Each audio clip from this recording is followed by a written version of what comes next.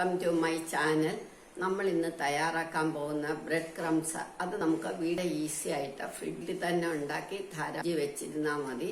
നമ്മൾ ആവശ്യത്തിന് ഉപയോഗിക്കാം. അതെങ്ങനെയാണെന്ന് നമുക്ക് ബ്രെഡ് ക്രംസിന് വേണ്ടി ബ്രെഡ് ഇതുപോലെ എടുത്ത് ചെറുതായിട്ട് പൊടിക്കണം. അതല്ലെങ്കിൽ നമ്മൾ സാൻഡ്വിച്ചൊക്കെ ഉണ്ടാക്കുമ്പോൾ അരികു മുറിച്ച് വെക്കുമല്ലോ, അതായാലും മതി. ഞാൻ നിങ്ങളെ കാണിക്കാൻ ഇതെടുത്തെന്നുള്ളതേ ഉള്ളൂ. സാൻഡ്വിച്ചിൻ്റെ അരികു മുറിച്ചതെല്ലാം ഞാൻ ഇതിനകത്ത് ഇട്ട് വെച്ചിട്ടുണ്ട്. നമുക്കതെടുക്കാം. ഇല്ല എങ്കിൽ ബണ്ണായാലും മതി.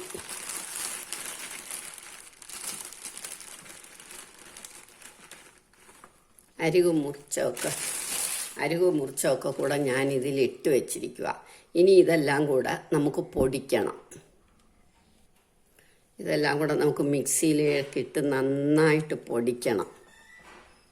ഇതൊന്നും നമ്മൾ ഉപയോഗിക്കില്ലല്ലോ, അപ്പോൾ ഇതൊക്കെ നമുക്ക് എടുക്കാം.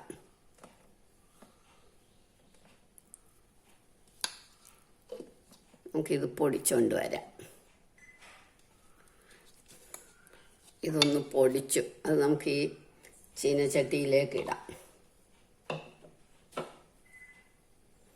ബാക്കിയും കൂടെ പൊടിക്കാം.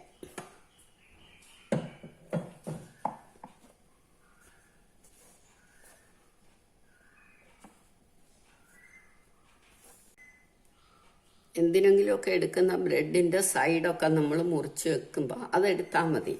പിന്നെ ആദ്യത്തേത് ഒടുക്കലത്തേക്ക് ആ ലെയർ അതൊക്കെ എടുത്ത് നമ്മളൊരു കുപ്പിയിലോ അല്ലെ അതേ കൂടിലോ തന്നെ ഫ്രിഡ്ജിൽ വെച്ചാൽ മതി. എന്നിട്ട് നമുക്ക് കുറച്ചാകുമ്പോൾ പൊടിക്കാം. ഇതുകൂടെ പൊടിച്ചുകൊണ്ട് വരാം.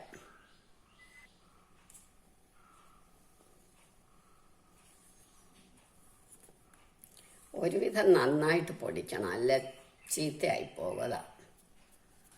ഇനി നമുക്കിത് നന്നായിട്ട് വറക്കണം. അത് ആദ്യം ഹൈ ഫ്ലെയിം ചീനച്ചട്ടി ചൂടാവുന്നവരെ, അത് കഴിഞ്ഞാൽ നമുക്ക് സിമ്മിലിട്ട് വറുത്ത് വെക്കാം.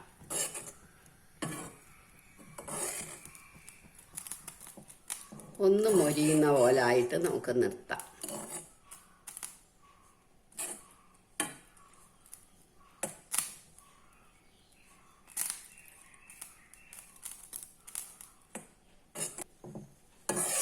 ഇനിയും കണ്ടോ, ഒന്ന് ചുമന്ന് തുടങ്ങി. ഇനി ഒന്നും കൂടെ ചുമക്കും. ഇനി നമ്മൾ സിമ്മിലിട്ടിട്ടേ ചെയ്യാവുള്ളൂ.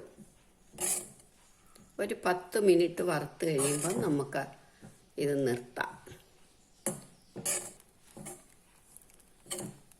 ഒരു പൊട്ടുന്ന കിരികിരികിരാന്നൊരു ശബ്ദം പോലെ കേൾക്കും.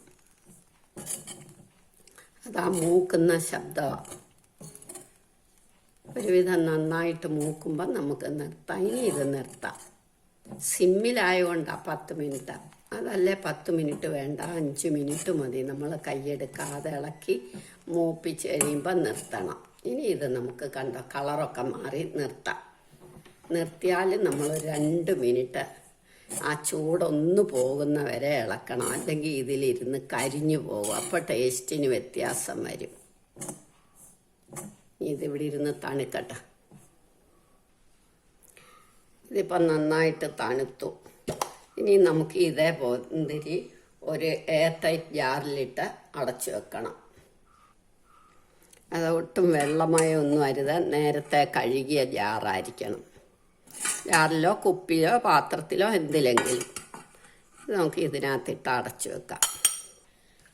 ഇതിനകത്തിട്ട് നമുക്ക് നല്ല വൃത്തിയായിട്ട് അടച്ചു വെക്കാം. ഇങ്ങനെ കണ്ടോ, ഇത് എയറങ്ങ് പോകും. ഇത് അടയ്ക്കുമ്പോൾ ഇത് മാതിരിയുള്ള പാത്രത്തിൽ ഇട്ട് അടച്ചു വെക്കണം.